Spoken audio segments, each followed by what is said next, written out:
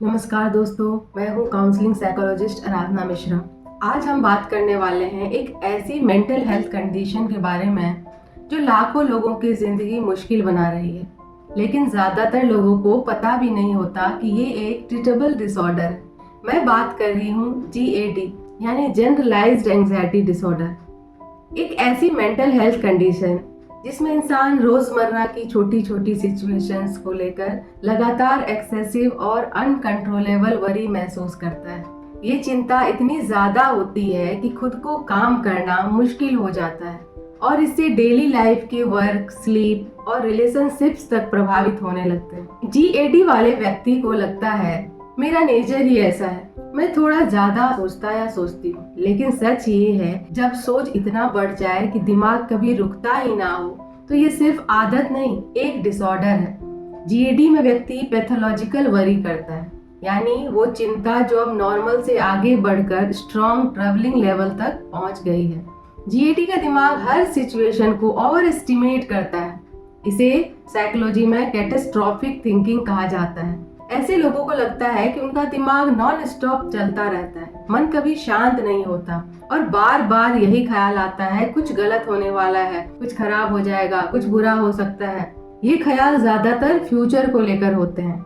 जैसे अगर कोई स्टूडेंट है तो सोचेगा पढ़ाई में मन नहीं लग रहा, एग्जाम खराब जाएगा, मैं फेल हो जाऊंगा, कहीं एडमिशन नहीं मिलेगी। या कोई जॉब करने वाला व्यक्ति है तो सोचेगा मेरा परफॉर्मेंस ठीक नहीं है, अप्रेजल कम मिलेगा, जॉब चली जाएगी, AI हमें रिप्लेस कर देगा। और धीरे धीरे हर छोटी चीज बहुत बड़ी चिंता का रूप ले लेती है। GAD वाले व्यक्ति को दिन भर छोटी छोटी बातों की चिंता लगी रहती है। मेरी एक क्लाइंट जिसको GAD था, उसका चेन ऑफ थॉट कुछ इस प्रकार था कि मेरी बेटी एक दिन बड़ी होकर शादी कर ससुराल चली जाएगी, ससुराल वाले उसे कैसे ट्रीट करेंगे, वो मेरे बिना कैसे रह पाएगी। और ये चेन ऑफ वरी इतना ज्यादा बढ़ जाता है कि इसके कारण फिजिकल सिम्टम भी दिखने लग गए थे, जैसे इंसोम्निया, हेडेक, स्ट्रेस इत्यादि। जबकि उनकी दोनों बेटियां सिर्फ 5-6 साल की थी। जहाँ एक नॉर्मल व्यक्ति इसे छोटा इशू मानकर छोड़ देगा, वहीं GAD वाला दिमाग उस पर एंडलेसली सोचता रहेगा। इस लगातार चलने वाली चिंता का असर सिर्फ दिमाग पर नहीं,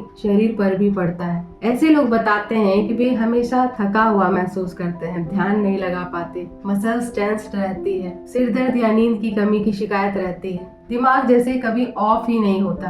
हमारे दिमाग में एक केमिकल होता है सेरोटोनिन, जो हमें शांत रखता है। जब सेरोटोनिन का लेवल कम हो जाता है तो एंजाइटी बढ़ जाती है। साथ ही अपब्रिंगिंग यानी इसमें हमारे पालन पोषण का भी बेहद महत्वपूर्ण योगदान होता है। अगर किसी को बहुत ओवर प्रोटेक्टिव माहौल में रखा गया हो तो उसे हर चीज डेंजरस लगने लगती है और यही डर बाद में एंजाइटी का रूप ले लेता है। कॉग्निटिव बिहेवियर थ्योरी के अनुसार GAD में इंसान किसी भी सिचुएशंस को ओवर एस्टिमेट कर देता है। मतलब जो चीज असल में छोटी है वो उसे बहुत बड़ी या खतरनाक लगती है। मान लीजिए कोई व्यक्ति अपने बॉस से छुट्टी मांगना चाहता है, नॉर्मली दिमाग सोचेगा चलो पूछ लेते हैं, हाँ या ना में जवाब मिल जाएगा।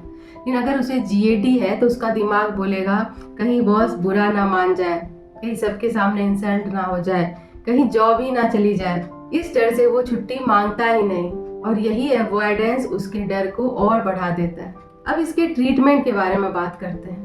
GAD का इलाज संभव है और सबसे अच्छी बात अर्ली ट्रीटमेंट से रिकवरी बहुत तेज होती है। इलाज 2 हिस्सों में होता है। फर्स्ट, मेडिसिन्स जो दिमाग के केमिकल इम्बैलेंस को ठीक करती है। सेकेंड, काउंसलिंग या कॉग्निटिव बिहेवियर थेरेपी जो आपको सिखाती है कि कैसे गलत या एग्जैजरेटेड थॉट्स को चेंज करके बैलेंस थिंकिंग डेवलप करें। CBT ब्रेन की वायरिंग बदल देती है इन अ हेल्दी वे।